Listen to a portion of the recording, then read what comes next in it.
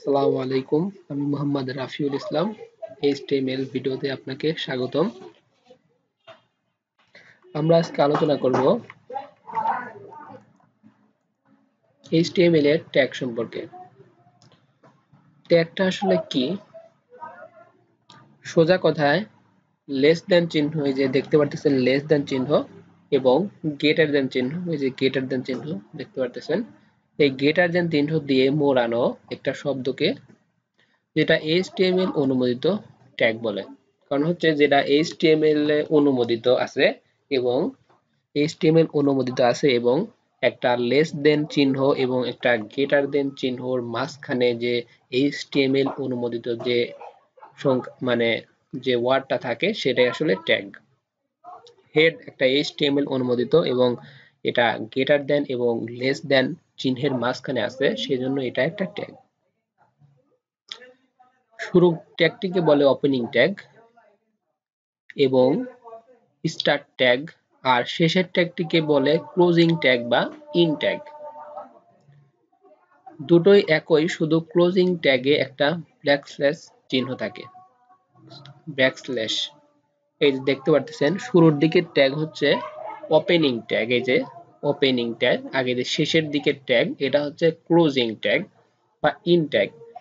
এই closing tag বা in ট্যাগের আগে একটা ব্যাকস্ল্যাশ চিহ্ন থাকবে, এই যে দেখতে পারতেছেন একটা ব্যাকস্ল্যাশ চিহ্ন,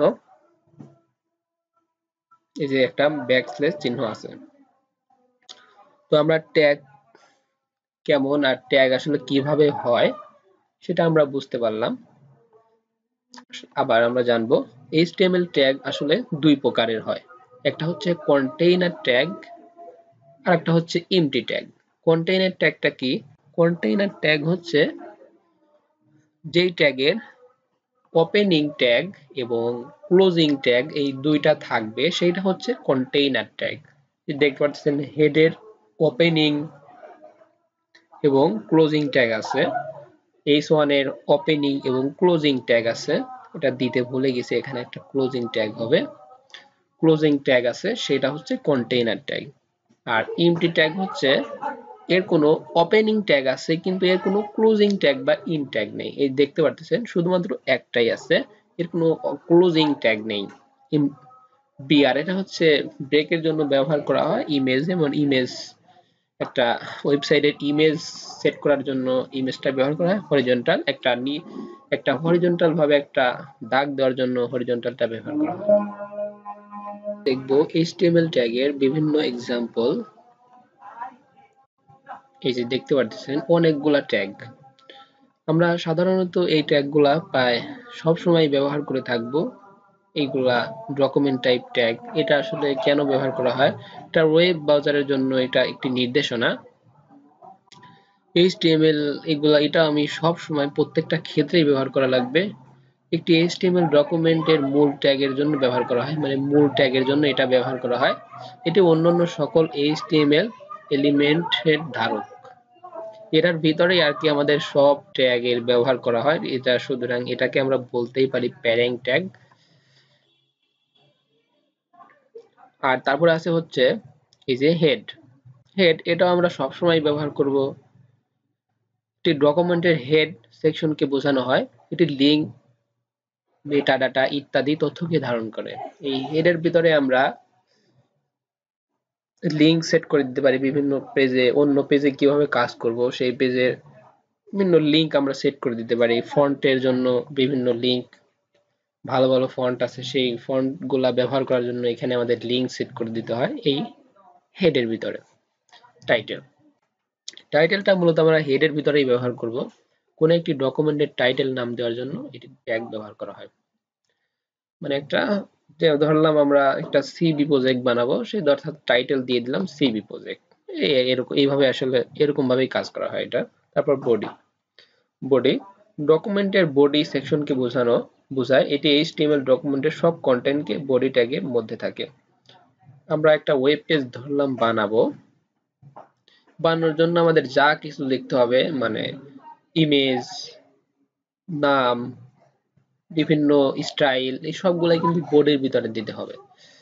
ডিভ ডকুমেন্টের মধ্যে একটি ডিভিশন বা একটি সেকশন নির্দেশ করে। অর্থাৎ একটা জায়গা নির্ধারণ করে দেয়, একটা জায়গা নির্ধারণ করে দেয়। এ হচ্ছে অ্যাঙ্কর ট্যাগ। এই ট্যাগ দ্বারা হাইপার লিঙ্ক বোঝায়, এক পেজ থেকে অন্য পেজে লিঙ্ক করতে ব্যবহৃত হয়। ধরলাম আমরা ওয়েবসাইটে, আমরা যখন দেখি একটা ওয়েবসাইটে যাই, তখন আমরা ধরলাম যে কোনো একটা ইমেইল, ফেসবুক, এটার উপর ক্লিক করি।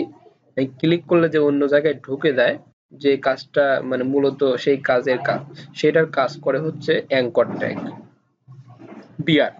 এই ট্যাগের মাধ্যমে একটি লাইন ব্রেক নেওয়া হয়, অর্থাৎ নিউ লাইন আপনারা বলতে পারেন, যারা সি প্রোগ্রামিং বা জাভা এগুলো করে, তারা নিউ লাইন সম্পর্কে জানেন। সেটার ক্ষেত্রে নিউ লাইনই আর কি, এটা নিউ লাইনের মতোই কাজ। ব্রেক, হরিজন্টাল, দুটো সেকশনের মাঝখানে হরিজন্টাল রেখা টানার জন্য এই ট্যাগ ব্যবহার করা হয়, অর্থাৎ একটা দাগ বা একটা রেখা টানার জন্য হরিজন্টালি এটা ব্যবহার করা হয়। স্প্যান, লেখার বা ডকুমেন্টের নির্দিষ্ট অংশে আলাদা স্টাইল দেওয়ার জন্য ব্যবহার করা হয়। ইমেজ, ইমেজ অন্তর্ভুক্ত করার জন্য ব্যবহার করা হয়, মানে ওয়েবসাইটের ইমেজ সেট করার জন্য মূলত এগুলা, এই ইমেজ ট্যাগটা আমাদের ব্যবহার করতে হয়। তারপরে আমরা চলে যাব HTML অ্যাট্রিবিউট সম্পর্কে জানার জন্য। HTML অ্যাট্রিবিউটটা কি? HTML এলিমেন্টে বা উপাদানে অ্যাট্রিবিউট বা বৈশিষ্ট্যাবলী থাকতে পারে। অ্যাট্রিবিউট একটি উপাদান সম্পর্কে অতিরিক্ত তথ্য প্রদান করে। অ্যাট্রিবিউট সবসময় শুরুর ট্যাগে উল্লেখ করা হয়। অ্যাট্রিবিউট নাম মান জোড়ায় জোড়ায় আসে, যেমন নেম ইকুয়াল ভ্যালু, এরকম। এক্সাম্পল আমরা দেখাচ্ছি এখানে। এই যে একটা অ্যাঙ্কর ট্যাগ, অ্যাঙ্কর ট্যাগের ওপেনিং ট্যাগ, ওপেনিং ট্যাগে আমরা মূলত এই যে অ্যাট্রিবিউটটা ব্যবহার করা হয়, হাইপার লিংক। তারপরে হচ্ছে দেখতে পাচ্ছেন ইমেজ, ওয়েবসাইটে ইমেজ সেট করার জন্য আমাদের এই সোর্সটা ব্যবহার করা হয়, এটা ওপেনিং ট্যাগে ব্যবহার করা হয়। তারপরে এই যে দেখতে পাচ্ছেন ওয়াইড দেওয়া আছে, হাইট দেওয়া আছে, এগুলা সবই হচ্ছে অ্যাট্রিবিউট। অ্যাট্রিবিউট সম্পর্কে আপনারা জানলেন।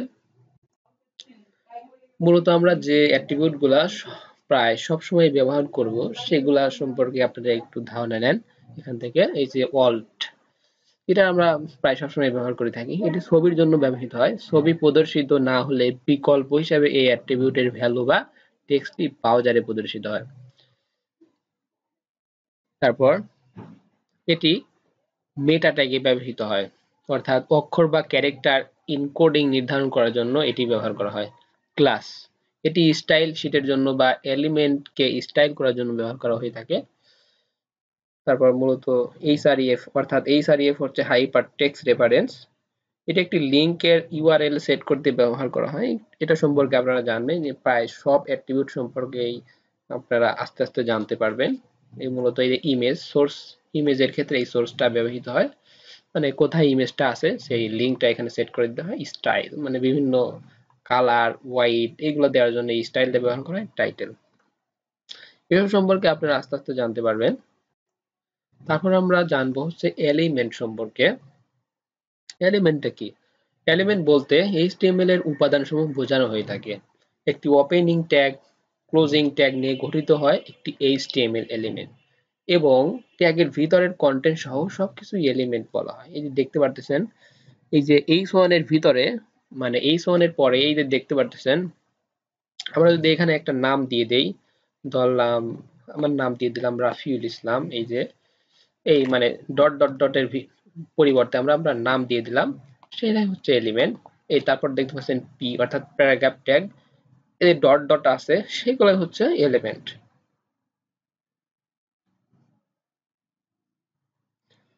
এলিমেন্টের আমরা কিছু এলিমেন্ট দেখব। এই যে এরিয়া, এই এলিমেন্ট দ্বারা এরিয়া ট্যাগের এরিয়া সেট করা হয়। বেস, এই এলিমেন্ট দ্বারা পেজে ব্যবহৃত সকল লিঙ্কের মূল ইউআরএল নির্ধারণ করা হয়।